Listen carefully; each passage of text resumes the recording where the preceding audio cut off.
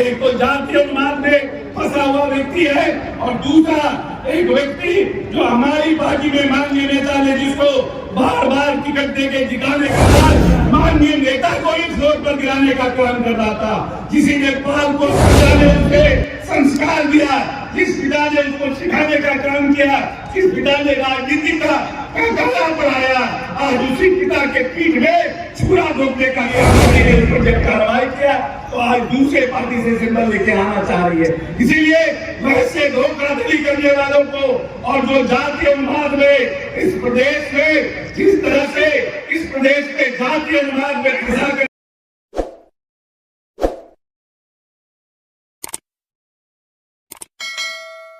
उन्माद में फंसा हुआ था या धार्मिक उन्माद में फंसा हुआ था। सीमांचल में भी किस तरह की परिस्थिति थी, पूर्णिया की किस तरह की स्थिति थी, माननीय विधायिका नीता सिंह जी ने उसका वर्णन करने का काम किया है। और किस परिस्थिति में यह बिहार था, कहीं रंगदारी के लिए लोग मारे जाते थे, कहीं जातीय उन्माद के लिए लोग मारे जाते थे, कहीं डॉक्टर को उठा लिया जाता था, कहीं कोई व्यापारी को उठा लिया जाता था। माननीय नेता ने इस प्रदेश को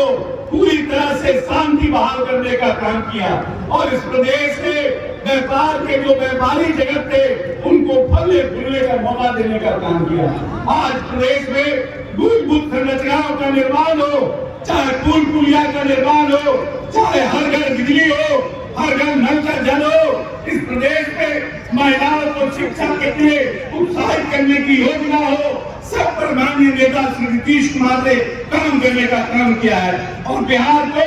ऐसी ऐसी योजनाओं को देने का काम किया जिसको देश के दूसरे राज्यों ने अंगीकार किया और भारत सरकार ने भी उसको अंगीकार करने का काम किया है। इसीलिए हम मानते हैं कि माननीय नेता ने पूरी शिद्दत के साथ एक अभिभावक के रूप में इस बिहार को आगे बढ़ाने का काम किया है। हम सब लोग आपके बीच चुनाव के समय में आते हैं और अपने मेहनताना को मानने का काम करते हैं। जिस तरह से माननीय नेता ने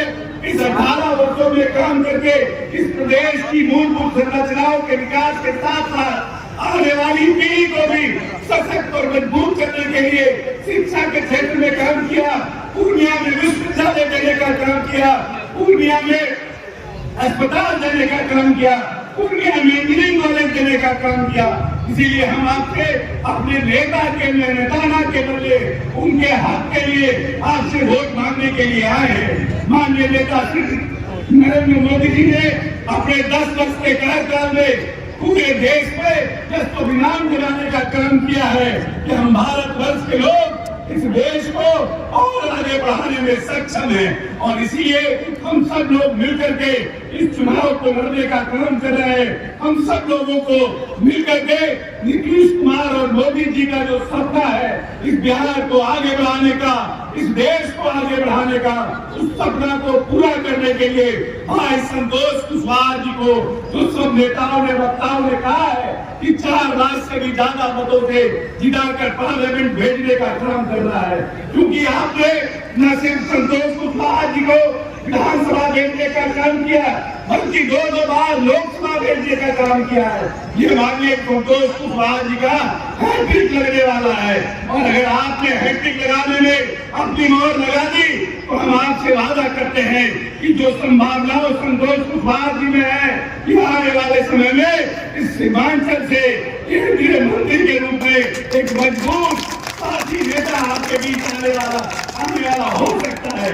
इसीलिए आपसे यही आग्रह करेंगे, पूर्णिया के पास एक मौका है और जो लोग अभी चुनाव लड़ने उनके विरुद्ध आ रहे हैं, जिन लोगों की चर्चा है उन लोगों के हालात क्या है, एक तो जातीय उन्माद में फंसा हुआ व्यक्ति है और दूसरा एक व्यक्ति जो हमारी पार्टी में माननीय नेता ने जिसको बार बार टिकट देके जिताने का काम किया, वो इस बार माननीय नेता को ही फ्लोर पर गिराने का काम कर रहा था। किसी ने पाल पोस करके बड़ा किया, जिस पिता ने उसे संस्कार दिया, जिस पिता ने उसको सिखाने का काम किया, जिस पिता ने राजनीति का कला पढ़ाया, आज उसी पिता के पीठ में छुरा घोंपने का काम कर रही थी, इसीलिए पार्टी ने उस पर जब कार्रवाई किया तो आज दूसरे पार्टी से सिंबल लेके आना चाह रही है। इसीलिए वैसे धोखाधड़ी करने वालों को और जो जातीय उन्माद में इस प्रदेश में जिस तरह से